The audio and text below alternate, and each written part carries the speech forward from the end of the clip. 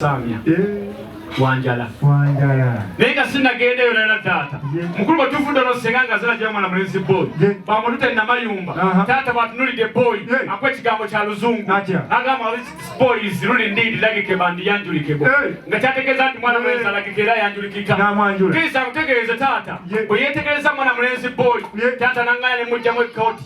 Ne mujja mwe kanzu. Ne mujja mwe pale. Pa kuntumbwe. Tata nabe kundi. Bagenzo kwetegereza. Ngechama zimekundi ye wafulifagana na yenu. Yagamba tewayudika lonna wadde tushaina wadde onyango etugala kuzaalibwa. Okirizentegeza beera wange nti batuzadde tuli baana mu maka mubi. Kati yendulu gy'owudde kyawezasiya ababbi ddadi Kristo akutegeeze. Ekyamazima taata wamaze okutuzaala agamba nti nedda wano we muzze waffe nga ffe abaana okuva eddala ewaffe mu Bugisu. Ekyamazima n'agamba nti kambalekere Senga. Senga kyakoze n'atulambuza ku nsozi ezibeerewo Mbaale. Senga bamaze okutulambuza ku nsozi ezibadde eyo. Bw'otuuse ku lusozi olwabo batta lusozi lwe Naalya. Bw'otuuse Naalya n'agamba kambale ku byalo ebisibuka ku Naalya. Tetusookedde awo Senga takomera agamba nti okubaka kungulu yasookera eno waffe yalekayo amasasa. Senga kyakoze ava musaza ya Ssaabasajja Kabaka eri e Busujju nk'otutuuseewo. Senga takomye okwo n'agamba nti kamba twaleko ebweru wano mubadde mu Uganda n'agala mu nsi ennene nnyo ey'ebweru ey'e Pakisitaani. Tutuuse Pakisitaani. Kristo amutegeeze ddadi Senga takomye owo n'atwongerayo paka ku Ntebe Road. Twakuyisaawo Entebbe. Ne mugamba Senga sijja kugenda ku Ntebe Road. Abadde aŋŋambye empaakinga Kaloma Ntebbe Nakiwogo. Ne mugamba Senga sijja paakinga Nakiwogo olw'ensonga zange ebbiri. Waliyo ab'ekkobe bannakakaawa. Ekyamazima n'ab'omusu bankalubo basangibwa Nakiwogo. Mukulu ŋŋambye ogendayo. Senga atwongeddeyo. Kristo amutegeeze ddadi. Genda okulaba nga mwana mulenzi Gerald wamma bikwasaganyisa maanyi.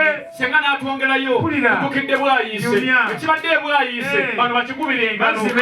Kristo amutegeeze Senga takomyawo n'agamba nti bangaye muli basajja bakatulishi n'atutwala mu kigo ky'abakatulishi enkoko njeru.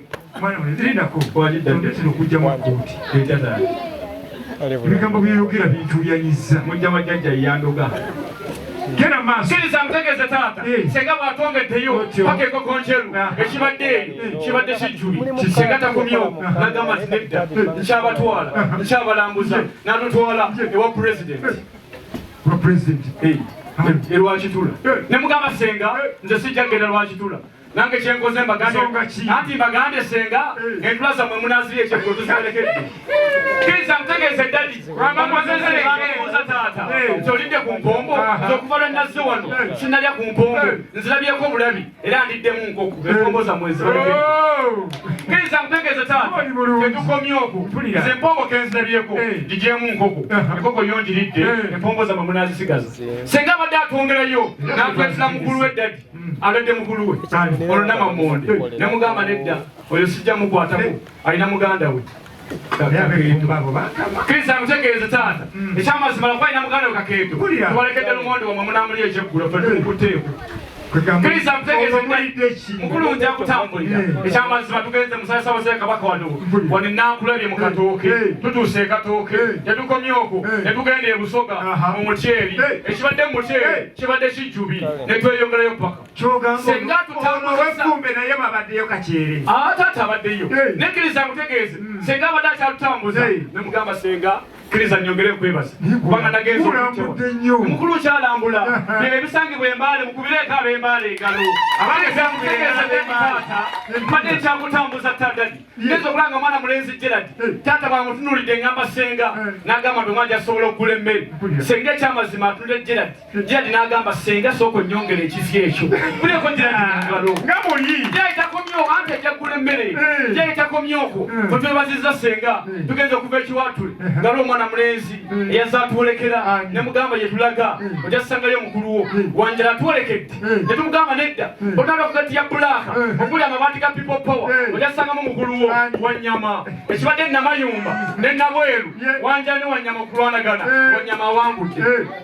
Kiriza mtegeze dadi nga tweyongerayo mu maaso wanyama nga amaze okuwangula wali yatufukidde ekizibu yatufukidde ekizibu omusambi w'omupiira omwana omusoga magumba tumuleseeyo era senga kyakoze n'agamba nti nedda era taata nga kye bakola ye senga kyakoze n'agamba magumba alina byamutegekedde bayitayo nankulabye mu kibwa zooni kiriza mutegeeze dadi senga atwongeddeyo ng'akyatulambuza ne mugamba senga otutaasizza kubanga nagenza okujja nga n'abantu benneekakasa nga manyi bwe naatuuka wano bajja kunnyamba natambula n'omutakase zinnyo ene Profesa Seka omukatoliki Dimitiriya n'omukulu Ddusu bwe lutuuse Namayumba n'ababadde nabweru Sezinnyo yasoose okukwata n'alemererwa n'awa Sekamwa alemereddwa n'agamba nedda kaperesa omukatoliki Dimitiriya mukulu Dimitiriya bw'akutteko ne bimulema n'abitwala eruweero ekamira kiriza mutegeeze abeekamira kye bakoze ne bagamba nti nedda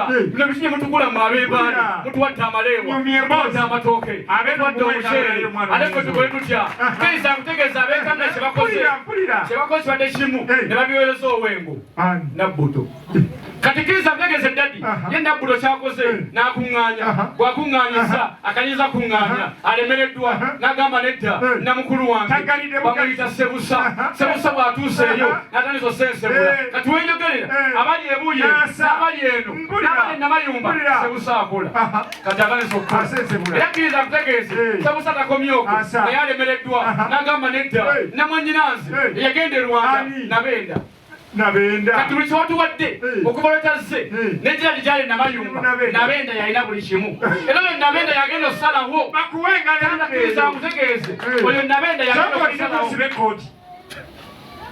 dadi kiriza mutegeeze Nabenda yagenda okusalawo ebigenda eno n'ebigenda eno tombuuzaayo wa mukulu nsaba ekigambo